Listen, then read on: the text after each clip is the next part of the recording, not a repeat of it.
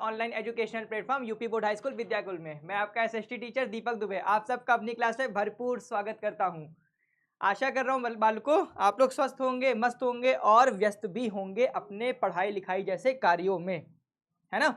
तो बेटा आज हम क्या लेकर के आए हैं? आज हम क्लास 9th और इतिहास का अध्याय 1 फ्रांसीसी क्रांति, जैसा कि आप पीछे देख भी रहे हैं। फ्रांसीसी क्रांति बहुत इंपॉर्टेंट है फ्रांसीसी क्रांति, और आपके विषय में पूरा एक चैप्टर को कवर करता है। इनफैक्ट ये 9th में भी है और 10th में भी एक टॉपिक है। जब आप 10th में जाएंगे तो आप देखेंगे, जब आप वहाँ पर यूरोप में राष्ट्रवाद का उदय पढ़ रहे होंगे तो बाकायदा वहाँ पर एक पृष्ठभूमि तैयार की गई है इसी चैप्टर के माध्यम से। तो बहुत इंपॉर्टेंट है ना, क्योंकि फ्रांसीसी क्रांति ही वो एक ऐसी घटना है विश्व के पटल पर जिसने इस पूरे समाज को नया आयाम दिया, नया मार्गदर्शन दिया, नया पथ दिया, नए पथ पर चलने के लिए लोगों को प्रशस्त किया। यही वो आयाम है, यही वो मार्गदर्शन है जिससे दुनिया ने सीखा है कि समानता क्या होती है, स्वतंत्रता क्या होती है और बंधुत्व क्या होता है। तो फ्रांसीसी क्रांति ने इस पूरे विश्व पटल को दुनिया के 3 सबसे महत्वपूर्ण शब्दों से परिचित कराया, दुनिया के 3 सबसे महत्वपूर्ण बिंदुओं से अवगत कराया। और वो 3 बिंदु क्या थे, वो 3 शब्द क्या थे, आप सब भी जा रहे हैं और दुनिया का मेरे ख्याल से हर एक डेमोक्रेटिक कंट्री इसको फॉलो करता है। फ्रीडम, इक्वालिटी, है ना, समानता भी चाहिए लोगों को, स्वतंत्रता भी चाहिए और बंधुत्व भी चाहिए। ये तीनों नारा अगर आप कहेंगे कहीं से निकला है, कहीं से उद्भव हुआ है, तो उसका उद्भव हुआ है फ्रांसीसी क्रांति से। तो बेटा इसी के माध्यम से हम आज अपनी इस पूरी चर्चा को आगे बढ़ाएंगे और एक एक बिंदुओं पर अपनी पैनी नजर डालेंगे और ज्ञात करने की कोशिश करेंगे कि ऐसे कौन से घटनाक्रम हुए जिससे कि ना सिर्फ यूरोप में खलबली मची अपितु संपूर्ण विश्व पटल भी उसकी चपेट में आया, वहां तक भी ये चिंगारी पहुंची। ठीक है, चलिए बेटा आप सबका मेरी इस अद्भुत सी क्लास में भरपूर स्वागत है। उसके पहले एक मोटिवेशनल थॉट क्या है, never give up, great things take time. बिल्कुल आज की इस अध्याय से मिल भी रहा है, आज की इस अध्याय से मिल भी रहा है कि क्रांतियां 1-2 दिन का विषय नहीं है कि आप आज रात में सोचे हम सुबह क्रांति कर लेंगे और परसों हमको सफलता मिल जाएगी। कोई 1-2 दिन का विषय नहीं है, इसमें दशकों बीत जाते हैं, वर्षों बीत जाते हैं, तब जाकर के क्रांति का बिगुल फूटता है, तब जाकर के क्रांति अपना असर दिखाती है। आप भारत की क्रांति से देख लीजिए, 1757 में युद्ध हुआ, अंग्रेजों ने अपने पैर जमाए, 1857 लगभग 100 साल बाद पहली क्रांति हुई, लेकिन क्या उसे सफलता मिली? नहीं मिली, लेकिन लोगों के मन में राष्ट्रवाद की भावना का उदय हो गया और 1857 से वो जो चीजें धीरे धीरे आगे बढ़ी और अंततः 1947 में हमें पूर्ण आजादी प्राप्त हुई। तो क्रांति कोई 1-2 दिन का विषय नहीं है कि हमने 1-2 दिन में बात कर ली, दशकों नहीं शताब्दियां बीत जाती हैं, 100 वर्ष लग जाते हैं, तब जाकर के क्रांति अपना असर दिखाती है। तो यही वाली बात होती है ना। और ये थॉट आज के इस चैप्टर से भरपूर तरीके से मेल मिलाप कर रहा है ना, भरपूर तरीके से क्या कर रहा है, मेल मिलाप कर रहा है। आगे बढ़ जाओ, क्या कहना चाहता है। देखिए हम बात किसकी कर रहे हैं, हम बात करें किसकी, फ्रांसीसी क्रांति की। मतलब हमको क्या पढ़ना है, हमको विश्व पटल पर फ्रांस के बारे में जानकारी चाहिए। क्यों नहीं चल रहे हो भाई, चल जाओ। हमको फ्रांस के बारे में जानकारी चाहिए। किसके बारे में जानकारी चाहिए, फ्रांस के बारे में। अरे यार 1 मिनट बच्चों, थोड़ा टाइम देना।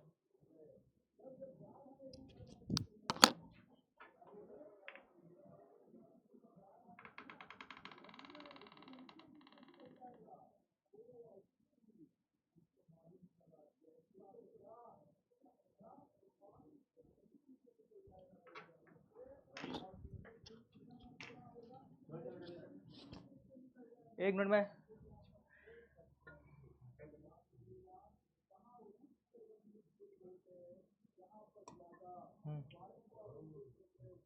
चलिए हम लोग क्या बातचीत कर रहे थे, हम लोग बातचीत कर रहे थे फ्रांस के बारे में। किसके बारे में बातचीत कर रहे थे, हम लोग बातचीत कर रहे थे फ्रांस के बारे में। ठीक है, हमें पूरा तरीके से सारी वार्तालाप केंद्रित करनी है, कहाँ केंद्रित करनी है, फ्रांस पे जाकर के, क्योंकि यही वो क्रांति है जिसने विश्व को एक नया आयाम प्रदान किया। ठीक है, ये है पूरा फ्रांस का मानचित्र। उम्मीद कर रहा हूँ कि आप लोग मानचित्र से भली भांति परिचित भी होंगे, भली भांति आप लोग इस मानचित्र से परिचित भी होंगे और होना भी चाहिए आपको इससे परिचित, बिल्कुल ठीक है। आगे देखिए,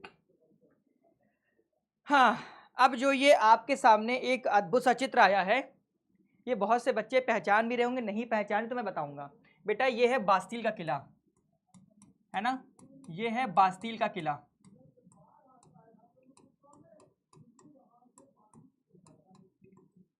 ठीक है, और जो क्रांति की शुरुआत थी उसका भी प्रारंभ यहीं से होता है। आपकी 9th की पुस्तक में आप जब अपना पहला क्या बोलते हैं पन्ना पलटेंगे, आपको बकायदा ये किला दिखेगा और तारीख दिखेगी 14 जुलाई 1789, 1789, 14 जुलाई 1789। ये वो डेट है जिस डेट में बिगुल फूंक जाता है फ्रांस की क्रांति का। तो ये है वो किला बास्तील का। चलिए अब हम बास्तील के किले पे पहुंचने के पहले कुछ एक नई चीज जान लेते हैं फ्रांस के बारे में। देखिए, जब ये कुछ क्रियाकलाप चल रहे होते हैं उस समय फ्रांस में एक डायनेस्टी रूल कर रही होती है। उस समय फ्रांस में एक डायनेस्टी रूल कर रही होती है जिसका शासक कौन होता है? जिसका शासक होता है लुई 16, जिसका शासक होता है लुई 16। अच्छा, फ्रांस में आपको शासकों को याद करने में बहुत आराम होगा, है ना। जैसे हमारे यहाँ पे आप लोग को बहुत नाम पढ़ने पड़ते होंगे। अगर आप मुगल डायनेस्टी में देखेंगे तो Babar, Humayun, Akbar, Jahangir, Shahjahan, Aurangzeb and so on, बहुत नाम है। यहाँ नाम का कोई झंझट नहीं है, एक नाम पकड़ लो लुई, उसके आगे 1 2 3 4 5 6 7 8 लगाते लगाते पहुंच जाओ। और जब फ्रांसीसी क्रांति आएगी तो आप समझ जाएंगे उस समय टाइम किसका था? लुई 16 का टाइम था। किसका टाइम था? लुई 16 का टाइम था। किसका टाइम था? लुई 16 का टाइम था। लुई 16 वहां का उस समय राजा था। उस समय वहां का राजा था जिस समय ये सारा क्रियाकलाप वहां पर चल रहा होता है, जिस समय ये सारा क्रियाकलाप वहां पर चल रहा होता है। ठीक है, और जैसे कि हमारे यहाँ मुगल डायनेस्टी हुई है, ठीक है, हमारे यहाँ पर आप देखेंगे सैयद डायनेस्टी हुई है ना, हमारे यहाँ पर स्लेव डायनेस्टी हुई है। वैसी एक डायनेस्टी थी बुर्बो डायनेस्टी, है ना, बुर्बो डायनेस्टी, बुर्बो राजवंश। इसी राजवंश से संबंधित था ये बालक, इसी राजवंश से संबंधित था ये शासक जिसका नाम है लुई 16। लुई 16 आप लोग इसको बहुत आराम से याद कर सकते हैं। अगर मैं यहाँ पर, आप लोगों ने बर्बन खाया है,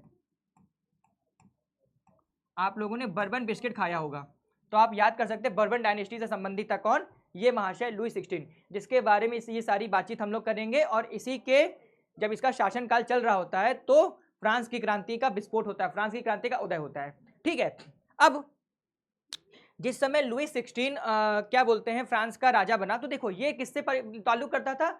एक राजशाही परिवार से ताल्लुक करता था। इसके जो दादाजी थे लुई 14, वो एक महान आप कह सकते हैं कि महान राजा हुए थे लुई बर्बन डायनेस्टी में, फ्रांस में। इसके जो दादाजी थे लुई 14, वो एक महान राजा हुए थे किसमें? बर्बन डायनेस्टी में। ठीक है, और इसके जो ऊपर के राजा थे जैसे लुई 15, वो क्या थे? वो लगातार युद्धों में इन्वॉल्व थे। किससे इन्वॉल्व थे? ब्रिटेन से। सप्तवर्षीय युद्ध वगैरह उन्हीं के शासनकाल में हुआ था। तो आप समझ रहे हैं कि ये किससे बिलोंग करता था? एक अच्छे खासे राजवंश से बिलोंग करता था। तो इसकी भी कुछ महत्वाकांक्षाएं रही होंगी और इसका भी कुछ ना कुछ आगे का वर्चस्व रहा होगा। किसका? लुई 16 का। ठीक है, आगे पढ़ने की कोशिश करते क्या लिखा हुआ है। देखिए, फ्रांस की क्रांति का परिचय जो कि आप लोग अभी यहाँ पर पढ़ेंगे। आप लोग को पता है जिस समय फ्रांस की क्रांति हो रही होती है उस समय वहां का जो राजा है वो कौन है? वहां का राजा है लुई 16, लुई 16। लुई 16 वहां का राजा है और बुर्बो डायनेस्टी से आता है। बर्बन, आप इंग्लिश में इसको बर्बन बोल सकते हैं, बर्बन डायनेस्टी से वो बिलोंग करता था। पढ़िए, फ्रांसीसी क्रांति विश्व इतिहास में एक ऐतिहासिक घटना थी। बिल्कुल, क्या थी ये? एक ऐतिहासिक घटना थी जो 1789 में प्रारंभ हुई, 1789 में स्टार्ट हुई। ठीक है, 1790 के अंत में नेपोलियन बोनापार्ट की चढ़ाई के साथ समाप्त हुई। इस अवधि के दौरान फ्रांसीसी नागरिकों ने राजशाही और सामंती व्यवस्था जैसी सदियों पुरानी संस्थाओं को उखाड़ फेंकते हुए अपने राजनीतिक परिदृश्य को मौलिक रूप में बदल दिया। ठीक है, स्टार्ट होती है 1789 में और समाप्त कब होती है? जब नेपोलियन आ जाता है। ठीक है, फिर इसका नेपोलियन का पतन होता है 1815 का बैटल ऑफ वाटरलू। बहुत सारी चीजें आपको यहाँ पढ़ने को मिलेगी, पर स्टार्टिंग हम करते हैं एक इसके अद्भुत परिचय से। ठीक है, जो अभी आप लोगों ने देखा। आगे देखिए, अब 18वीं सदी के उत्तरार्ध में फ्रांसीसी समाज कैसा था? फ्रांस का समाज कैसा था? ठीक है, हमें भाई ये भी तो जानना पड़ेगा ना, क्रांति आखिर हुई कैसी?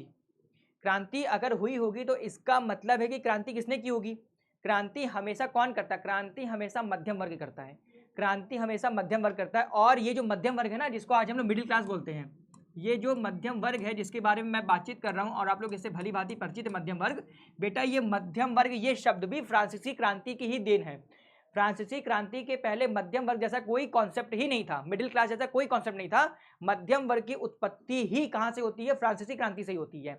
तो बेटा अब देखिए, आप लोग समाज में देखते होंगे, एक होता है अपर क्लास, मिडिल क्लास और लोअर क्लास। बहुत अच्छे से आप लोग जान रहे होंगे कि हमारे समाज में भी और विश्व के अन्य समाज में भी 3 क्लास होती हैं, अपर क्लास, मिडिल क्लास और लोअर क्लास। अब देखिए, जो अपर क्लास होंगे उन्हें कभी भी परिवर्तन की आवश्यकता नहीं होती है, वो चेंजेस को पसंद नहीं करते, एक या दो लोग को छोड़ करके। क्यों? क्योंकि उनकी लगातार सरकार से बेनिफिशियरी होती रहती है, सरकार से उनका मेल मिलाप होता रहता है। तो सरकार जो भी पॉलिसीज बनाती हैं वो बाकायदा उनके हित में होती है, तो उन्हें चेंजेस पसंद नहीं है। और लोअर क्लास इतनी अधिक डेवलप नहीं हो पाती है, उनकी इतनी अधिक मानसिक ग्रोथ नहीं हो पाती है कि वो सरकार से क्वेश्चन कर सके। ठीक है, उनके मन में इतनी हीन भावनाएं होती हैं कि भैया हम तो लोअर क्लास के, हम सबसे निम्न क्लास के, तो हम कैसे किसी से अपने अधिकारियों के लिए बात करें, तो वो भी बातचीत नहीं करती हैं। ये सारा जो वार्तालाप है, ये सारे जो क्रियाकलाप है, ये कौन करता है? ये करता है मध्यम वर्ग। क्यों? क्योंकि मध्यम वर्ग आपने देखा शिक्षित होता है, व्यापारी हो गए, किसान हो गए, सॉरी व्यापारी हो गए, वकील हो गए, बिजनेसमैन हो गए, डॉक्टर हो गए, इंजीनियर हो गए, ये सब मध्यम वर्ग से निकलते हैं। तो बेटा जो जितना भी पढ़ेगा, जितना उसके शिक्षा का विस्तार होगा, उतना ही ज़्यादा वो क्या करेगा? प्रश्न करेगा, उतना ही ज़्यादा वो प्रश्न करेगा, फिर वो पूछेगा, हर बात पे वो क्वेश्चन मार्क लगाएगा कि ये जो पॉलिसीज बन रही हैं, ये जो नियम कानून बन रहे हैं, आखिर इसमें मेरा क्या लाभ है? आखिर ये जो पॉलिसीज गवर्नमेंट बना रही है, इसमें हमारा क्या उद्देश्य है? क्या हमारे उद्देश्य के लिए बनाई जा रही है या हमारे लिए ये हानिकारक है? तो जब ये सारे प्रश्न मध्यम वर्ग करेगा तो मध्यम वर्ग फिर तौलेगा, है ना, मेजरमेंट करेगा कि भाई ये जो राजा ने पॉलिसीज बनाई है यार, उससे तुम्हारा अहित हो रहा है। तब वो क्वेश्चन करेगा, तब वो लोगों को जागृत करेगा और सरकार के खिलाफ, यहाँ मैं सरकार कॉन्सेप्ट दे रहा हूँ, परेशान मत होइएगा कि सर सरकार कैसे हो गई। आप उस समय की बात सोचिए, उस समय वहाँ मोनार्क सिस्टम था, है ना, राजशाही व्यवस्था थी। लेकिन नॉर्मल भी आप देखेंगे तो मध्यम वर्गीय हमेशा क्रांति की शुरुआत करता है। क्यों? क्योंकि वो प्रश्न करना जानता है। क्योंकि वो क्या करता है? क्योंकि वो प्रश्न करना जानता है। अब वापस से अपने इस कॉन्सेप्ट पे हम लोग लौटते हैं। पढ़िए क्या लिखा हुआ है। 1774 में बुर्बो राजवंश का लुई 16 फ्रांस की राजगद्दी पर आसीन हुआ।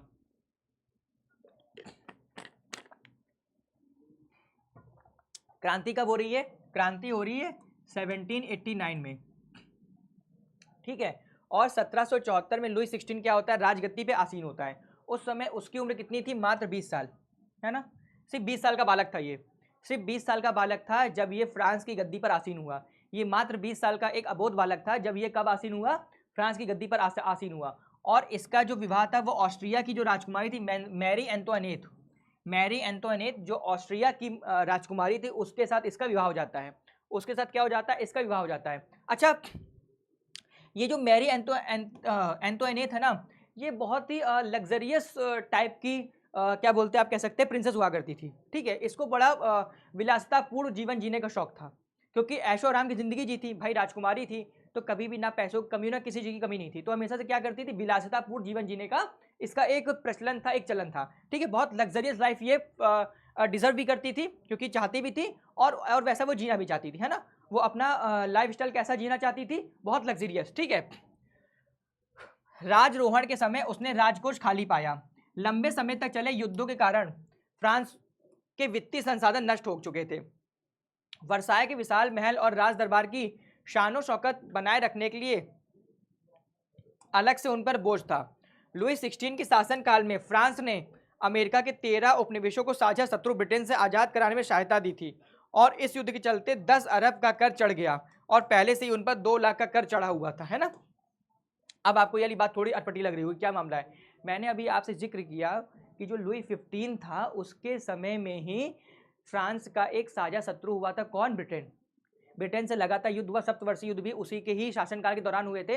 तो लगातार युद्ध चल रहा था, किससे? साझा शत्रु ब्रिटेन से, ठीक है। और जिस समय लुई 16 वहां पर आसीन हुआ, उस समय जो फ्रांस था वो भी इन्वॉल्व हो चुका था, किसमें? अमेरिका में। क्यों? क्योंकि उस समय अमेरिका की क्रांति चल रही थी। क्यों? आप ये जानते होंगे कि ब्रिटेन का इस लगभग संपूर्ण धरा पर अधिकार था, है ना। ब्रिटेन का अमेरिका पर भी अधिकार था और अंग्रेजों का भारत पर भी अधिकार था। तो एक समय पे आप लोगों ने एक घटना सुनी होगी, बोस्टन टी पार्टी की घटना सुनी है ना, आप सब लोग इससे अवगत भी होंगे। तो उन्होंने क्या किया था? चाय के जहाज पे कब्जा कर लिया था, उसे जाकर के अटलांटिक महासागर में फेंक दिया था। उसी से क्या स्टार्ट होती है? बोस्टन टी पार्टी इस पूरे विश्व पटल पर प्रसिद्ध हो जाती है। तो ये सारा जो क्रियाकलाप चलता रहता है। तो फ्रांस ने क्या किया, फ्रांस ब्रिटेन को अमेरिका से आज़ाद करने के लिए फ्रांस अमेरिका को ब्रिटेन से आज़ाद करने के लिए अमेरिका की सहायता करता है, उसकी सैन्य सहायता करता है, उसकी वित्तीय सहायता करता है। तो भाई अब जब आप कहीं पर अपनी सेना भेजेंगे तो उसका रख रखाव का पैसा भी तो चाहिए होगा, उसको मेंटेन करने के लिए मुद्रा भी तो चाहिए होगी, इसलिए वो क्या करता है, इसीलिए वो वहां पर अपने पैसे को क्या करता है, लगाता है। तो ये जो सारा काम था, इस चक्कर में जब ये राजा बनता है तो देखता है मेरा राजकोष पूरी तरीके से खाली है, मेरा राजकोष पूरी तरीके से खाली है। अब आपके मन में एक क्वेश्चन आना भी चाहिए, बहुत स्वाभाविक भी है। अब वो क्वेश्चन क्या आएगा, वो क्वेश्चन आएगा कि फ्रांस का राजकोष खाली क्यों था। तो इसके आप दो आंसर लिखेंगे। पहला लिखेगा वॉर, मतलब युद्धों में इन्वॉल्वेशन। क्यों, क्योंकि ये क्या था, ये युद्धों में संलग्न था। फ्रांस क्या था, युद्धों में संलग्न था,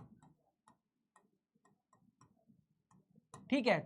और दूसरा क्या होगा, दूसरा हो जाएगा इनकी शानो शौकत, इनकी शानो शौकत मतलब इनका अधिक खर्च, अपने राजमहल को अच्छे सजाना, है ना, बहुत अच्छे तरीके से जीवन जीना, विलासितापूर्ण जीवन जीना, तो बेटा इसमें भी खर्चा लगता है। तो ये दोनों कारण थे जिसकी वजह से फ्रांस का जो राजकोष था वो लगभग पूरी तरीके से समाप्त हो गया, पूरी तरीके से समाप्त हो गया। अब देखो, अगर आपने पहली साइड अच्छे से पढ़ी होगी तो वहां पर एक चीज लिखी होगी, चीज क्या लिखी हुई, इधर देखो, फ्रांस पर 10 अरब का कर्जा चढ़ चुका था। 10 अरब लिब्रे का जो समय फ्रांस की मुद्रा थी उन पर कर्जा चढ़ चुका था, और पहले से ही फ्रांस पर 2 लाख लिब्रे का कर्जा अलग से था, है ना, पहले ही फ्रांस पर कितना था, 2 लाख से ज्यादा अधिक का कर्जा उन पर चढ़ा हुआ था। मतलब जब ये क्रांति हो रही थी उस समय फ्रांस कर्जों के तले दबा हुआ था, जिस समय ये क्रांति हो रही थी उस समय जो फ्रांस था वो कर्जों के तले दबा हुआ था, ठीक है।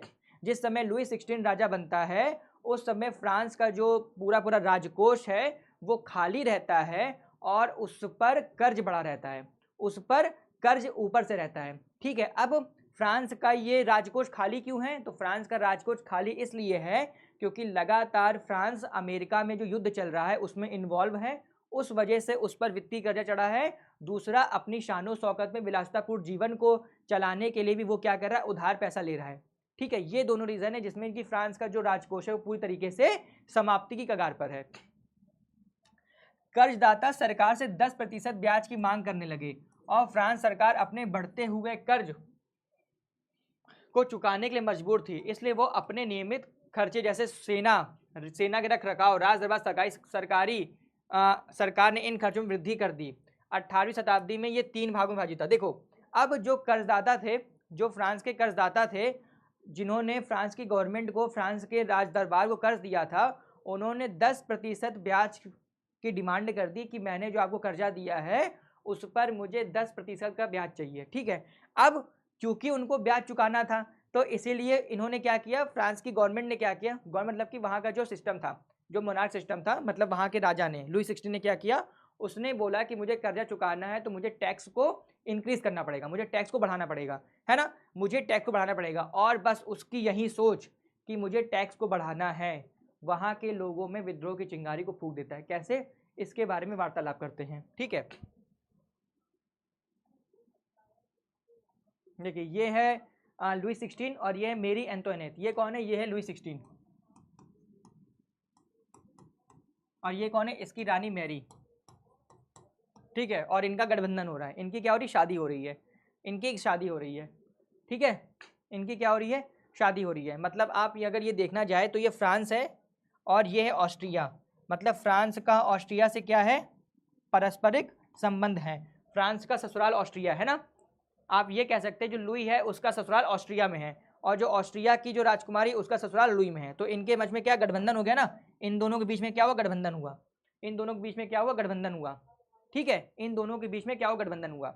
अब देखिए, फ्रांस को क्या करना है, फ्रांस को चुकाना है कर्जा, फ्रांस को क्या करना है, फ्रांस को चुकाना है कर्जा, है ना, फ्रांस को चुकाना है क्या, कर्जा। बहुत आराम से पढ़ते जाइएगा, एकदम मन लगा के, है ना, फ्रांस को जो कर्जा है वो चुकाना है, ठीक है। अब इसके लिए क्या होगा, कर्जा चुकाने के लिए वो क्या करेगा, टैक्स को इंक्रीज करेगा, टैक्स को क्या करेगा, टैक्स को इंक्रीज करेगा, मतलब टैक्स को बढ़ाएगा, ठीक है, टैक्स को बढ़ाएगा। अब जिस समय का ये घटनाक्रम है उस समय जो फ्रांसीसी समाज था वो 3 स्टेट में डिवाइड था, वो क्या था, वो 3 स्टेट में डिवाइड था। वो मैं आपको यहाँ पर बहुत अच्छे तरीके से बताने वाला हूँ। जो फ्रांसीसी समाज था वो 3 स्टेट में डिवाइड था, स्टेट 1, स्टेट 2 और स्टेट 3। और ये जो स्टेट 3 है ना, ये भी फर्दर 3 स्टेट में डिवाइड था। बहुत आराम समझते चलिए। यहाँ मैं लिख रहा हूँ, यहाँ मैंने लिख लिया स्टेट 1, यहाँ पर मैंने लिख लिया स्टेट 2 और ये पूरा है स्टेट 3। ठीक है, ये क्या है, ये है स्टेट। फ्रांस में जो वर्ग विभाजन था वो स्टेट के नाम से प्रचलित था। ये स्टेट 1 है, ये स्टेट 2 है और ये क्या है, ये स्टेट 3 है। आराम समझिए, आपको एक एक वार्तालाप बहुत अच्छे तरीके से समझ में आ जाएगी। आपको सारी वार्तालाप बहुत अच्छे समझ में आ जाएगी। अब देखो, जो स्टेट वर्ग में थे ना, ये थे पादरी, क्लर्जी। ये कौन थे, ये थे पादरी, है ना। पादरी मतलब जो चर्च के काम काजों को संभालते हैं ना, जो चर्च से जुड़े हैं।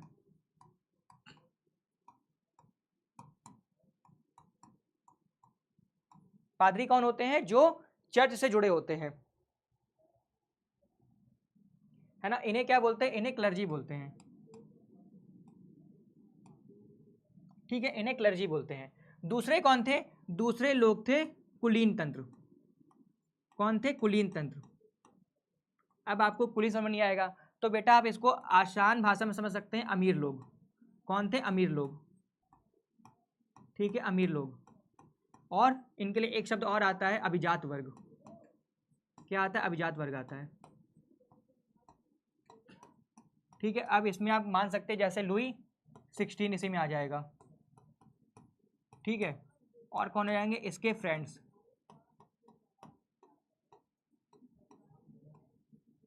ठीक है, अब देखो ये बात समझ में आ गई। अब ये जो स्टेट 3 है ना, स्टेट 3 में आती सामान्य जनता। यहां मैं लिख सकता हूं,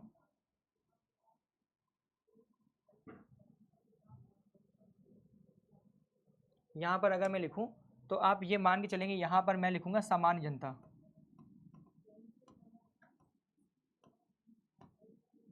है ना, आम पब्लिक। अब देखो, अब इसमें ये जो स्टेट 3 फर्दर 3 भागों में डिवाइड है, तो इसका ये अगर मैं इसको ए, बी और सी मान लूं, तो ए वाले में कौन आ जाएगा, ए में आ जाएगा बड़े व्यवसायी, है ना, बड़े व्यापारी। इसके साथ कौन आ जाएंगे, इसके साथ आ जाएंगे वकील, वकील आ जाएंगे। ठीक है, और इसके साथ कौन आ जाएंगे, इसके साथ आ जाएंगे बड़े बड़े सेठ, सेठ या साहूकार, सेठ या साहूकार। ठीक है, अब स्टेट 3 में ये जो सेकंड डिवीजन है, इसमें कौन आएगा, इसमें आएंगे किसान, मध्यम किसान। किसान आएंगे जो क्या होंगे, जो मध्यम होंगे। ठीक है, हस्तशिल्पी आएंगे।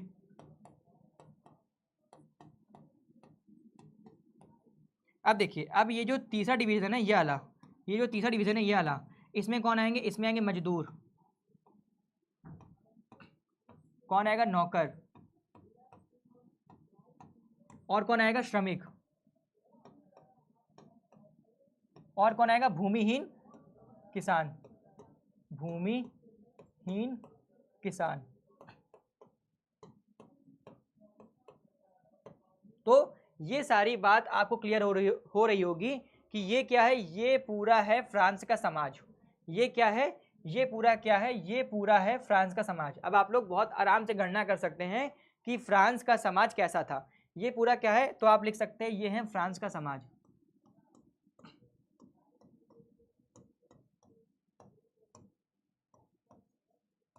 ठीक है, अब फ्रांस के समाज में एक बात प्रचलित थी कि स्टेट 1 और स्टेट 2 उनको विशेषाधिकार प्राप्त हुआ है। जो स्टेट 1 है और जो स्टेट 2 है, उनके पास विशेषाधिकार है कि वो कोई भी टैक्स पेड नहीं करेंगे। बहुत आराम सुनिए, फ्रांस में ये नियम था कि जो स्टेट 2 के लोग हैं, मतलब पादरी लोग, है ना, क्लर्जी, वो, और जो स्टेट 2 के लोग हैं, जो कुलीन वर्ग है, जो अभिजात वर्ग है, जो अमीर लोग हैं, उन्हें किसी भी प्रकार का कोई भी टैक्स नहीं देना है। अब देखिए, अब ये जो राजा जो टैक्स बढ़ाएगा, ये जो लुई 16 ने जो टैक्स बढ़ाएगा, वो टैक्स किन पर लगेगा। अब आप लोग बहुत आराम से इसका बात समझ रहे होंगे, वो टैक्स किस पे लगेगा, वो टैक्स लगेगा इन लोगों पे, वो टैक्स लगेगा इन लोगों पे। मतलब जो स्टेट 3 के लोग हैं यही लोग क्या करेंगे, टैक्स पेड करेंगे, यही लोग टैक्स पेड करेंगे। बाकी इन लोगों को क्या है, इन दोनों वर्गों को क्या है, छूट है, इन लोग को क्या है, डिस्काउंट है। डिस्काउंट भी नहीं कह सकते, इनको कह सकते हैं पूरी तरीके से छूट है, किसमें, टैक्स में। इन लोग को टैक्स को पेड नहीं करना है, इन दोनों को टैक्स पेड नहीं करना है। इन दोनों जो समाज है स्टेट 1 और स्टेट 2, इन्हें किसी प्रकार का कोई टैक्स नहीं देना है। टैक्स हमेशा कौन देगा, टैक्स हमेशा देगी सामान्य जनता। टैक्स कौन देगा, टैक्स हमेशा देगी सामान्य जनता। यहाँ तक की बात आप लोगों को क्लियर हो गई होगी, यहाँ तक की बात आप लोगों को क्लियर हो गई होगी, है ना। यहाँ तक की जो बात है वो आप लोगों को क्लियर हो गई होगी कि अब ये जो टैक्स बढ़ाएगा अपने राजकोष को भरने के लिए, उसका पूरा का पूरा बोझ किस पर आएगा, पूरा का पूरा बोझ आएगा स्टेट 3 के लोगों पे। स्टेट 3 में जो प्रथम वर्ग है, जैसे बड़े व्यापारी, वकील, सेठ, साहूकार। द्वितीय वर्ग क्या है, मध्यम किसान और हस्तशिल्पी। और तृतीय वर्ग क्या है, मजदूर, नौकर, श्रमिक, भूमिहीन किसान। मतलब इन पर ही पूरा टैक्स का बर्डन आने वाला है। ये दोनों जो है मिलकर के सिर्फ मलाई खाएंगे, है ना, सिर्फ काजू कतली खाएंगे। इन्हें किसी प्रकार का कोई भी टैक्स पेड नहीं करना है, ठीक है, कोई भी टैक्स इनको पेड नहीं करना है। अब देखिए, अब जब टैक्स बढ़ाने की बात आ गई, जब टैक्स को बढ़ाना था तो क्या हुआ, इसके लिए फ्रांस के संविधान में जो पहले से बना हुआ था उसमें एक नियम था कि भाई तीनों स्टेट के लोग आकर के बैठेंगे, तीनों स्टेट के लोग आकर के बैठेंगे। स्टेट फर्स्ट, स्टेट फर्स्ट मतलब पादरी, ठीक है, स्टेट 2 मतलब कुलीन तंत्र, और स्टेट 3 मतलब सामान्य जनता, आम पब्लिक। स्टेट 3 मतलब आम पब्लिक। ये लोग आकर के बैठेंगे, ये लोग आकर के क्या होंगे, ये लोग आकर के बैठेंगे। और उसके बाद फिर मतदान होगा, मतदान के बाद अगर मेजोरिटी आएगी तो उसके हिसाब से टैक्स को बढ़ा दिया जाएगा। अब देखिए, बहुत आराम समझिएगा, फ्रांस में एक नियम ये था कि हर स्टेट का एक वोट काउंट होता था। मतलब स्टेट 1 का भी एक वोट होगा, ठीक है, स्टेट 2 का भी एक वोट होगा, और स्टेट 3 का भी एक वोट होगा, ठीक है। ये नियम था कि हर स्टेट के माध्यम से एक वोट दिया जाएगा, हर स्टेट के माध्यम से एक वोट दिया जाएगा, और उसके आधार पर मेजोरिटी होगी। तो आप लोग बहुत आराम से निर्णय ले सकते हैं कि अगर ये सिस्टम रहा होगा तो इसका मतलब है 2:1 से ये टैक्स इंक्रीज पास हो जाएगा, है ना। क्यों, क्योंकि पादरी को तो टैक्स देना नहीं है, वो बोलेंगे हाँ भाई टैक्स बढ़ा दो, कोई दिक्कत नहीं है। कुलीन तंत्र को टैक्स देना नहीं है, बढ़ाना है बढ़ा दो। दिक्कत किस पे आएगी, दिक्कत तो सारी स्टेट 3 पे आएगी ना, जो मध्यम वर्ग है, जो आम जनता है, दिक्कत उन्हें आएगी ना। तो इन्हें, तो वहाँ का एक सिस्टम था कि पर स्टेट के माध्यम से हम वोट काउंट करेंगे, और उसके बाद अगर मेजोरिटी आएगी तो हम तो टैक्स को इंक्रीज करके उसका इम्प्लीमेंटेशन कर देंगे। अब जब ये सारी बातें आई, जब ये सारी बातें आई तो यहीं पर खेला हो गया। अब आप लोग देख रहे हैं, एक बाकायदा लोग है, यहाँ पर पादरी लोग बैठे हुए हैं, यहाँ कौन है, पादरी लोग बैठे हुए हैं, यहाँ पर कुलीन तंत्र बैठा हुआ है, ठीक है। और स्टेट 3 के लोग देखो यहाँ खड़े होंगे, स्टेट 3 के लोग देखो यहाँ खड़े होंगे, या फिर बहुत दूर बैठे होंगे, बहुत दूर दराज वो लोग बैठे होंगे।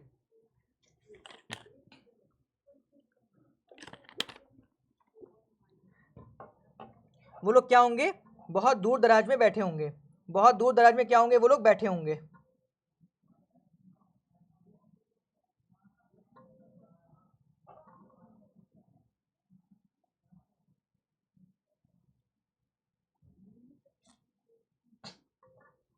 बहुत दूर दराज में वो लोग क्या होंगे, बैठे होंगे, ठीक है। ये सारी बातें थी। लेकिन जिस समय ये वोट देने की बात आई, उस समय तक फ्रांस में ये चर्चा चल चुकी थी कि भाई सारा का सारा बर्डन छोटा ही व्यक्ति क्यों महसूस करे, सारा का सारा बर्डन जो स्टेट 3 के लोग हैं वो क्यों महसूस करें। ऐसा इन लोगों ने क्या कर दिया है कि इनको विशेषाधिकार दिया जा रहा है, ऐसा इन लोगों ने कौन सा तीर मार लिया कि इन्होंने इनको विशेषाधिकार दिया जा रहा है। इसलिए जब स्टेट 3 में लोग गए तो स्टेट 3 में वो व्यक्ति गया जो पढ़ा लिखा था और जो सरकार से प्रश्न कर सकता था, जो पढ़ा लिखा था और जो सरकार से प्रश्न कर सकता था। इसलिए जब वो यहाँ पर गया तो स्टेट 3 ने बोला नहीं, पुरानी व्यवस्था के तहत कार्य नहीं होगा, अब पर पर्सन पर वोट होगा, है ना, पर पर्सन पर वोट होगा, प्रति व्यक्ति प्रति वोट। इसका मतलब अगर 300 लोग आपके आएंगे, 300 लोग स्टेट 2 के आएंगे और 600 लोग स्टेट 3 के आएंगे, तो टोटल 1200 वोट पड़ेंगे, टोटल 1200 वोट पड़ेंगे। यहाँ जितने लोग आएंगे उसके हिसाब से वोट दिया जाएगा, अब आप लोग को थोड़ी सी बात कन्फ्यूजन में लग रही है, मैं फिर बता रहा हूँ, बिल्कुल भी परेशान होने की जरूरत नहीं है। यहाँ का जो नियम और कानून था उसके हिसाब से, जैसे कि 300 लोग स्टेट 1 से थे, 300 लोग कौन थे, स्टेट 1 से थे, और 300 लोग कहाँ से थे, स्टेट 2 से थे, और 600 लोग कहाँ से थे, स्टेट 3 से थे। ठीक है, जो पुराना नियम था उसके हिसाब से स्टेट का एक वोट काउंट होगा, स्टेट का एक वोट काउंट होगा। ठीक है, स्टेट का एक वोट काउंट होगा, मतलब एक वोट स्टेट 1 से, एक वोट स्टेट 2 से और एक वोट स्टेट 3 से। इसका मतलब ये लोग टैक्स को 2:1 से क्या करेंगे, इंक्रीज कर देंगे। ये पुरानी व्यवस्था के तहत हो रहा था, लेकिन अब की बार जो स्टेट 3 गया उसने बोला नहीं, ये व्यवस्था फॉलो नहीं की जाएगी। जब यहाँ पर टोटल 300 लोग आपके बैठे हैं, 300 लोग स्टेट 2 के बैठे हैं और 600 लोग स्टेट 3 के बैठे हैं, तो पर पर्सन पर वोट होगा, प्रति व्यक्ति प्रति वोट होगा। क्या होगा, पर पर्सन पर वोट, पर पर्सन पर वोट, मतलब प्रति व्यक्ति और प्रति वोट। इसका मतलब 300 लोग आप वोट करेंगे, 300 लोग आप वोट करेंगे, 600 लोग हम वोट करेंगे। इसके हिसाब से डिसीजन होगा कि मेजोरिटी में क्या निर्णय लिया जाएगा, मेजोरिटी में क्या निर्णय लिया जाएगा। जब ये सारी बातें हुई तो बेटा ये जो स्टेट 1 के लोग थे, ये जो स्टेट 1 के लोग थे और स्टेट 2 के लोग थे, ये लोग गए भड़क, ये लोग गए भड़क कि आप पुरानी व्यवस्था को कैसे खत्म कर सकते हैं, ये सदियों से चली आ रही परंपरा है। तो स्टेट 3 के लोगों ने कहा अगर परंपरा मनुष्य के अधिकारों का हनन करती है तो ऐसी परंपरा को टाटा बाय बाय बोल देना चाहिए, है ना, टाटा बाय बाय बोल देना चाहिए। और उसके निष्कर्ष के तहत इन सब में स्टेट 1 और स्टेट 2 और स्टेट 3 के लोगों में होता है वाद विवाद, झगड़ा होता है, और जो स्टेट 3 हैं, जो यहाँ के जो 600 लोग हैं, वो बाइकआउट कर देते हैं, यहाँ से बाहर निकल जाते हैं, बाइकआउट कर देते हैं और इस सभा को छोड़ करके बाहर निकल जाते हैं, बोलते हैं हम लोग इस सभा में वोट नहीं करेंगे। क्यों, क्योंकि हमारे अधिकारों का तो ध्यान ही नहीं दिया जा रहा है, सब कुछ आपके हिसाब से मेंटेन होगा, तो आपकी सभा आपको मुबारक, हम यहाँ पर नहीं रहेंगे। ये कहते हुए ये सब लोग यहाँ से निकल जाते हैं। ये लोग फिर यहाँ से क्या करते हैं, निकल जाते हैं। ठीक है, अब यहाँ पर आपके सामने 2-3 शब्द लिखे हुए हैं, क्या क्या लिखे हो देख लीजिए। सबसे पहले आप लोग लिव्रे पढ़िए। लिव्रे क्या है, लिव्रे है फ्रांस की मुद्रा, जिसे 1794 में समाप्त कर दिया गया था, मतलब 1794 के पहले लिव्रे फ्रांस की मुद्रा हुआ करती थी। ठीक है, स्टेट क्रांति पूर्व फ्रांसीसी समाज में सत्ता और सामाजिक हैसियत को अभिव्यक्त करने वाली श्रेणी। आप इसमें कह सकते हैं स्टेट मतलब क्या करती, कैटेगरी को डिवाइस करती है ना, कैटेगरी को बताती है कि आप किस कैटेगरी के हैं। फिर पादरी वर्ग, चर्च के विशेष कार्यों को करने वाले व्यक्तियों का एक समूह, है ना, जैसे हमारे मंदिर में पुजारी होते हैं ना, वैसे ही चर्च में आप देखते पादरी होते हैं, तो वहां पर ये जो कार्य करते हैं उनको पादरी वर्ग बोला जाता था, जो चर्च में काम करते हैं। अब यहाँ पर आइए, एक आप देख रहे होंगे टाइड, और एक देखोगे आप लोग टाइड और देख रहे होंगे टाइल। ये क्या है बेटा, ये टैक्स है, ये क्या है, ये कर है, ये दोनों कर का नाम है, टाइड और टाइल, ये क्या, ये दोनों कर का नाम है। टाइड क्या है, टाइड है तृतीय स्टेट से चर्च द्वारा वसूल किया जाने वाला कर। टाइड क्या है, तृतीय स्टेट से वसूल किया जाने वाला कर। इसको आप धार्मिक कर बोल सकते हैं, क्या बोल सकते हैं आप, इसको धार्मिक कर बोल सकते हैं। जैसे जजिया वसूल किया जाता है ना, आप लोग जानते होंगे कि भारत में एक समय पे जजिया वसूल किया जाता था, ठीक है, वैसे ही ये एक धार्मिक कर था, क्या, टाइड। और टाइल क्या था, टाइल सरकार द्वारा वसूल किया जाने वाला एक कर था। टाइल क्या था, सरकार द्वारा वसूल किया जाने वाला एक कर था। अब देखो, मैं आपको बहुत आराम से ये दोनों चीज़ें याद करा सकता हूँ। कैसे, अब आप बोलेंगे सर जी कैसे, तो कैसे के लिए मैं पहले देखूँ कोई मेरे पास खाली पेज है, देखो, हाँ, यहाँ पर मैं लिखता हूँ टाइड, या एक बार इसी पे आ जाता हूँ, यहाँ पर जगह मिल जाएगी, आ जाओ, जगह है यहाँ पर, हाँ है, देखो यहाँ पर जैसे लिखता हूँ मैं टाइड, टाइड है ना, टाइड। आप लोग को पता है एक डिटर्जेंट आता है टाइड, जिससे कपड़े धुलो एकदम सफ़ेद, जिससे कपड़े धुलते हैं एकदम सफ़ेद हो जाता है। अभी भी आता है ना टाइड नाम का एक, जैसे सर्फ एक्सेल है, रिन है, वैसे ही टाइड नाम का एक डिटर्जेंट आता है, तो आप उससे याद करिए टाइड। अब टाइड को वसूलता कौन है, वसूलता है पादरी, वसूलता है पादरी, पादरी मतलब चर्च से संबंधित। अब आपने देखा होगा, जब भी आप लोग कभी चर्च गए होंगे, देखा होगा वहाँ पर एक फादर बोलते होंगे, एक पादरी होता है जो वाइट कलर की पोशाक पहनता है, जो वाइट कलर की एक पोशाक पहनता है।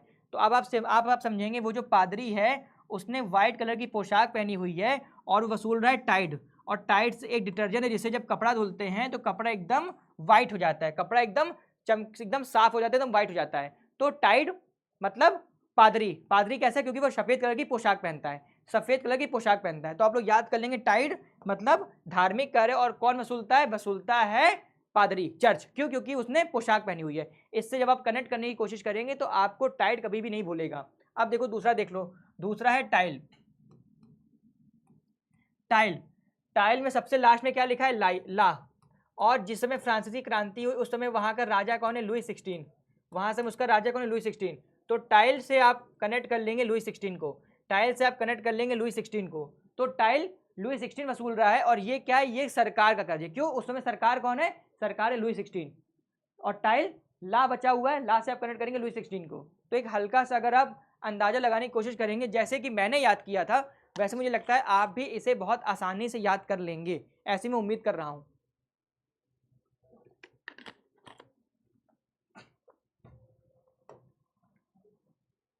अब देखिए, जीने का संघर्ष।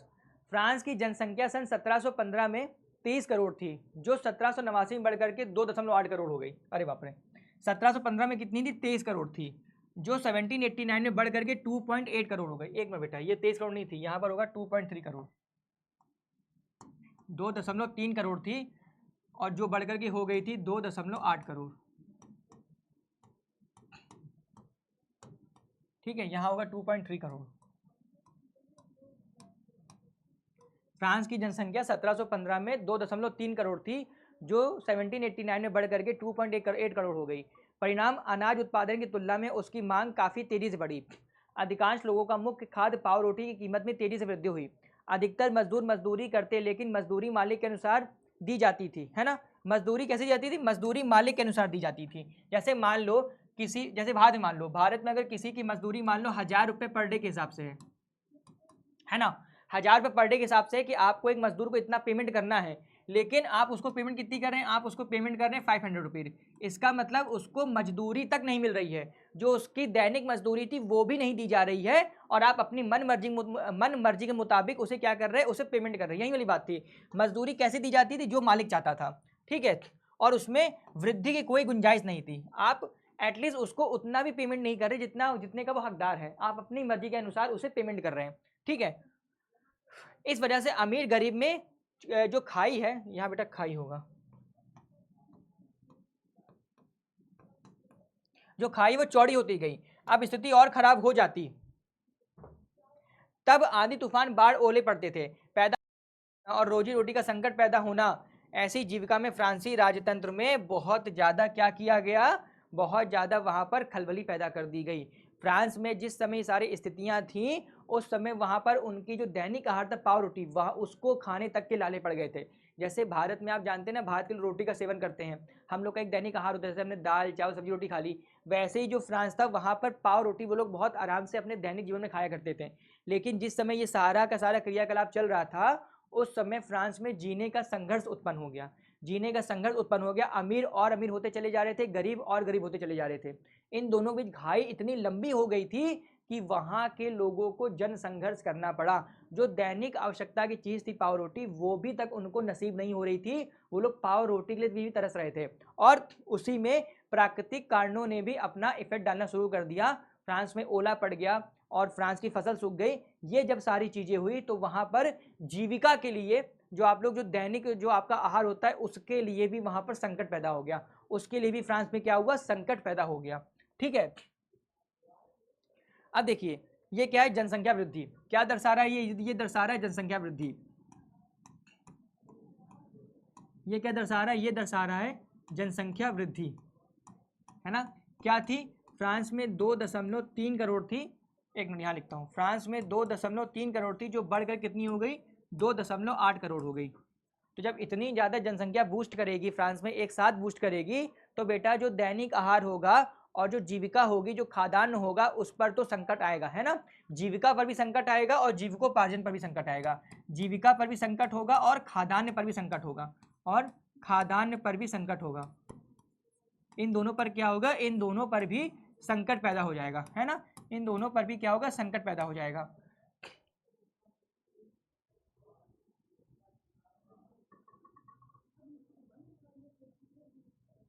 अब देखिए क्या लिखा हुआ है? उभरते मध्यम वर्ग ने विशेषाधिकारों के अंत की कल्पना की। बिल्कुल, इन्होंने क्या किया, विशेषाधिकारों के अंत की कल्पना की। कैसे, पढ़िए। 18वीं सदी में एक नए वर्ग का उदय हुआ जिसे मध्यम वर्ग कहा गया, है ना। मैंने आपको शुरुआत में ही बताया था, मध्यम वर्ग ये जो पहचान है, ये जो शब्द है, या हम कह सकते हैं ये जो एक पहचान है, इसको देने वाला कौन है, इसको देने वाला है फ्रांसीसी क्रांति, है ना। इस पहचान को देने वाले कौन है, फ्रांसीसी क्रांति से ये जो शब्द है, ये जो आप कह सकते हैं पहचान है, संपूर्ण विश्व को मिली, ठीक है। जिसने फैलते समुद्री व्यापार, ऊनी तथा रेशमी वस्त्रों के उत्पादन पर बल दिया और संपत्ति अर्जित करने पर जोर दिया। ऊनी तथा रेशमी वस्त्र या तो निर्यात किए जाते थे या समाज के धनी वर्ग उसे खरीद लेते थे, या तो समाज के इस वर्ग में सौदागर, निर्माता, पेशेवर, वकील जैसे लोग शामिल थे। ये सब पढ़े लिखे थे। इनका मानना था कि व्यक्ति की हैसियत उसकी योग्यता के आधार पर तय किया। बिल्कुल, व्यक्ति की जो हैसियत होगी उसकी योग्यता के अनुसार होगी, उसकी योग्यता के अनुसार होगी। ऐसा नहीं है कि आप कुलीन वर्ग में पैदा हो गए, आप पादरी वर्ग में पैदा हो गए तो आपको विशेषाधिकार हो गया। अगर आपके अंदर विशेष अधिकार है तो आपकी योग्यता के अनुसार उसको पहचाना जाएगा। अगर आपके अंदर योग्यता है तो आप विशेषाधिकारों की मांग करिए, आपको यूं ही कोई विशेषाधिकार नहीं दे देगा। तो ये जो नया उभरता हुआ मध्यम वर्ग था, इसने इन सब बातों के लिए क्या किया, आंदोलन किया। इसने इन सब बातों को मिथ्या बताया कि भाई किसी को भी विशेषाधिकार नहीं है। अगर आप स्टेट 2 में जन्मे हैं तो इसका अर्थ ये कदापि नहीं है कि आपको विशेषाधिकार मिलेगा और आप कोई भी टैक्स नहीं देंगे और आप उल्टा टैक्स वसूलेंगे, ऐसा कोई अधिकार नहीं होगा। अब ये जो मध्यम वर्ग थे और ये जो सारी कल्पनाएं थी, इसने ही फ्रांस के जो आम नागरिक हैं उनके मन मस्तिष्क में एक विचार डाला कि हमारे अधिकारों का हनन हो रहा है और हमारा शोषण हो रहा है। तो जब किसी व्यक्ति का आवश्यकता से अधिक शोषण होगा तो एक टाइम बाद उसमें विस्फोट होगा ही होगा, है ना। जब दबाव इतना बन जाता है तभी तो ज्वालामुखी फूटता है। अगर आप किसी को इतना दबा लेंगे कि अंत में वो फटेगा ही फटेगा। वही हुआ फ्रांस की जनता में। इनका इतना अधिक शोषण हो गया था, खाने पीने की चीज़ें नहीं मिल रही थी, हर तरफ अकाल पसरा हुआ था, ऊपर से टैक्स का बोझ भी इन पे डाल दिया गया। जब ये सारी बातें हुई तो वहाँ के लोगों ने कहा कि अब बस बहुत हुआ, मुझे किसी भी सूरत में ऐसा राजतंत्र नहीं चाहिए जो जनता के हितों का ध्यान नहीं रखता है, जो जनता के हितों का भी ध्यान नहीं रखता है, ठीक है। अब देखिए आपके सामने ये दोनों फोटो है। पहली कौन सी है, जीन जैक रूसो, इनकी एक बुक थी द सोशल कॉन्ट्रैक्ट, ठीक है। और दूसरे कौन है, दूसरे जॉन लॉक। ये कौन है, ये है जॉन लॉक।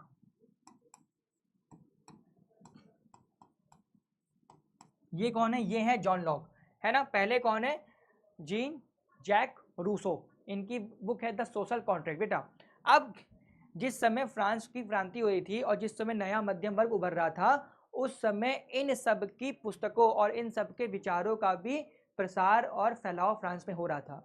लोग बात कर रहे थे कि भाई रूसो ने बोला है, उसकी सोशल कॉन्ट्रैक्ट बुक ने बोला है कि सभी को अधिकार दिए जाने चाहिए, चाहे वो छोटा हो या बड़ा हो, चाहे वो पंक्ति में आगे खड़ा हो, चाहे वो पंक्ति में पीछे खड़ा हो, चाहे वो अमीर हो, चाहे वो गरीब हो, सबको ही समाज में एक ही दृष्टिकोण से देखना चाहिए, सबकी हैसियत इस समाज में बराबर है।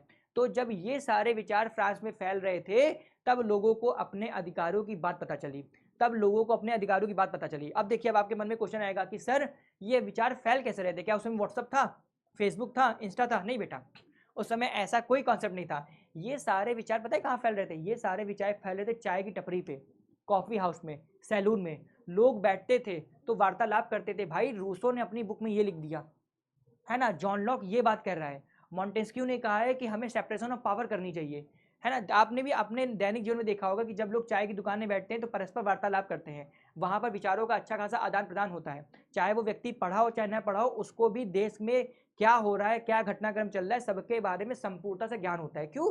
क्योंकि वहाँ पर विचारों का आदान प्रदान हो रहा होता है। सेम ऐसा ही उस समय फ्रांस में हो रहा था। फ्रांस में भी ऐसे बहुत लोग थे जो अनपढ़ थे, जो पढ़े लिखे नहीं थे, लेकिन चूंकि वो उस समय वहाँ बैठा करते थे, चाय की दुकान में, कॉफ़ी की दुकान में, सैलून में, या किसी पुस्तक शॉप में, या किसी वर्कशॉप में लिए, तो वहाँ बैठते थे, वहाँ पर बहुत लोग बैठते थे, तो लोगों में आदान प्रदान होता था। क्यों भाई? अब चाय की दुकान में ऐसा तो है नहीं कि सिर्फ अनपढ़ जाएंगे, वहाँ पर शिक्षित वर्ग भी जाएगा, वहाँ पर मध्यम वर्ग भी जाएगा, वहाँ पर पेशेवर व्यक्ति भी जाएगा। तो जब जाएगा तो वहाँ बातचीत होगी, जब बातचीत होगी तो विचारों का आदान प्रदान होगा, और जब विचारों का आदान प्रदान होगा तो हमारे अधिकार क्या है इसके बारे में जानकारी प्राप्त होगी, हमारे अधिकार क्या है इसके बारे में जानकारी प्राप्त होगी। और ये जो पीछे महाशय आपको दिख रहे हैं, इन्होंने बाकायदा एक बुक लिख डाली है द सोशल कॉन्ट्रैक्ट, रूसो साहब, हाँ रूसो साहब ने। तो इसमें इन्होंने एक एक चीज़ को बहुत अच्छे तरीके से बताया है कि किस व्यक्ति का कितना अधिकार है, किस व्यक्ति के अधिकारों का हनन नहीं करना चाहिए, इस समाज में अगर कोई गरीब है तो हमें कैसे उसका उत्थान करना चाहिए, अमीर और गरीब की खाई को कैसे फिल आउट करना चाहिए, ये सारी बातें ये महाशय बोल रहे होते हैं। तो जिन जिन व्यक्तियों जो व्यक्ति इनके संपर्क में था या उन्होंने इनकी बातों को पढ़ा, इनके विचारों को पढ़ा, इनके दर्शन को पढ़ा, वो बातें वहां पर लोगों के द्वारा फैलाई गई। वो बातें क्या की गई, लोगों द्वारा फैलाई गई। तो जब वो बातें चाय की दुकान से, कॉफी की दुकान से, सैलून से लोगों तक पहुंची तो लोगों को अपने अधिकारों का ज्ञान हुआ। तो लोगों को क्या हुआ, अपने अधिकारों का ज्ञान हुआ। और जब उनको अपने अधिकारों का ज्ञान हुआ तब उन्होंने सरकार से प्रश्न करना प्रारंभ कर दिया। अब मैं अगर सरकार बोल रहा हूं तो आप लोग लगाएंगे लुई 16 मोनार्क सिस्टम में, मतलब राजतंत्र में। तो सरकार तो भाई राजा ही सरकार होता है ना, जो किंग होता है राजतंत्र में राजा ही सरकार है, तो इसलिए मैं सरकार का यूज कर रहा हूं। ठीक है, कोई कंफ्यूज नहीं होगा वहां पर। तो अब जो वहां का जो निम्न वर्ग था उसने क्या किया, सरकार से प्रश्न करना स्टार्ट कर दिया। मध्यम वर्ग ने प्रश्न करना स्टार्ट कर दिया कि भाई आपकी ये पॉलिसी कि सिर्फ विशेषाधिकार क्लर्जियों को मिला, नोबेल्टी को मिला है, मतलब स्टेट 1 को मिला, स्टेट 2 को मिला है, अब ऐसा नहीं चलेगा। अब सभी व्यक्ति को विशेषाधिकार दिया जाएगा या किसी को नहीं दिया जाएगा। और टैक्स सारे व्यक्ति देंगे, ऐसा नहीं है कि टैक्स सिर्फ स्टेट 3 के लोगों को देना है, ऐसा बिल्कुल नहीं होगा। हर व्यक्ति को जब अपने अधिकारों की बात पता चली तब जाकर के उन्होंने विद्रोह की चिंगारी को फूका। विद्रोह की चिंगारी को क्या किया, उन्होंने फूका। ठीक है, अब आपके सामने एक बहुत महान व्यक्ति आ रहे हैं। कौन है ये, मॉन्टेस्क्यू साहब। ठीक है, इनकी बुक है the spirit of the law, the spirit of the laws, ये इनकी बुक है। और सबसे पहले यही वो व्यक्ति हैं जिन्होंने सेपरेशन ऑफ पावर का कॉन्सेप्ट दिया है, शक्ति के पृथक्करण का। किसका किया है, शक्ति के पृथक्करण का।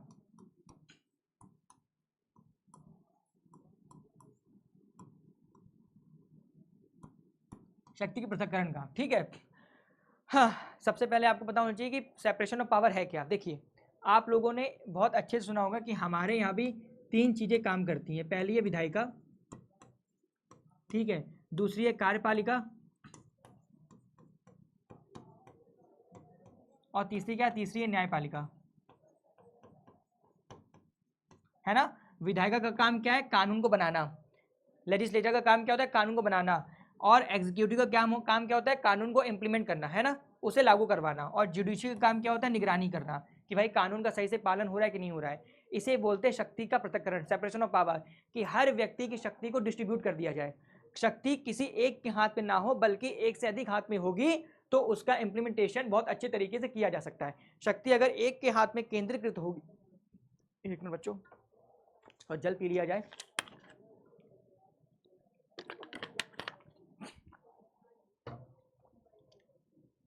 मतलब अगर शक्ति किसी एक के हाथ में होगी तो हमेशा से शक्ति का दुरुपयोग होगा। इसीलिए मॉन्टेस्क्यू साहब ने अपनी इस पुस्तक में बताया है, अपनी इस पुस्तक में उन्होंने बाकायदा वर्णित किया है कि हमें शक्ति के पृथक्करण के सिद्धांत को लागू करवाना चाहिए, जिससे कि लोगों का अधिक से अधिक कल्याण होगा और हम एक वेलफेयर सोसाइटी, वेलफेयर कंट्री को डेवलप कर पाएंगे, है ना, हम एक वेलफेयर सोसाइटी बना पाएंगे। इसीलिए उन्होंने ये कॉन्सेप्ट दिया कि शक्ति को 3 तरीके से डिवाइड करना चाहिए। लेजिस्लेचर जो होती है विधायिका, उसका काम होना चाहिए वो कानून को बनाए। एग्जीक्यूटिव काम होना चाहिए कि वो कानून को लागू करवाए। और जुडिशियल का काम होना चाहिए कि वो कानून की देखभाल करे कि उसका कहीं हनन तो नहीं हो रहा है। जब हम इस तरीके से अपने समाज को आगे बढ़ाएंगे तब जा करके प्रत्येक व्यक्ति का कल्याण हो पाएगा, तब हम एक वेलफेयर सोसाइटी को डेवलप कर पाएंगे। ये ऐसे सिद्धांत हैं जो ना सिर्फ भारत में लिए गए हैं अपितु विश्व के हर एक देशों ने अपनाए हैं। अमेरिका में भी जो सिटीजन राइट है वो भी कहीं ना कहीं इसी से ही क्या बोलते हैं, मेल मिलाप रखता है ना। अमेरिका में भी जो एक सिटीजन राइट है, वहाँ का जो एक लॉ है वो भी कहीं ना कहीं इसी से ही मेंटेन रखता है। और भारत में तो है, भारत में तो बाकायदा शक्ति के पृथक्करण का सिद्धांत ही है, वो भी कहीं ना कहीं इन्हीं से ही लिया गया है, मॉन्टेस्क्यू साहब की इस पुस्तिका से, इस बुक से। ठीक है, देखिए, जब संयुक्त राज्य अमेरिका में 13 उपनिवेशों ने ब्रिटेन से खुद को आज़ाद घोषित कर दिया तो वहाँ इसी मॉडल की सरकार बनी, है ना। किस मॉडल की, इसी मॉडल की, शक्ति के पृथक्करण पे, कि पावर किसी एक के हाथ में नहीं होगी, संपूर्ण पावर किसी एक के हाथ में सेंट्रलाइज नहीं होगी, जबकि हमें उसे डिसेंट्रलाइज करना है, विकेंद्रीकरण की पावर होगी ना कि केंद्रीकृत की, है ना। तो इसी मॉडल पे कि पावर को आपको डिस्ट्रीब्यूट करना है, हर एक की पावर अलग अलग करनी है और हर एक के काम अलग अलग होंगे। ठीक है, हर एक के काम अलग अलग होंगे और जो शक्ति होगी वो भी हर एक की अलग अलग होगी। फ्रांस के राजनीतिक चिंतकों के लिए अमेरिकी संविधान और उसमें दी गई व्यक्तिगत अधिकारों की गारंटी प्रेरणा एक महत्वपूर्ण स्रोत है।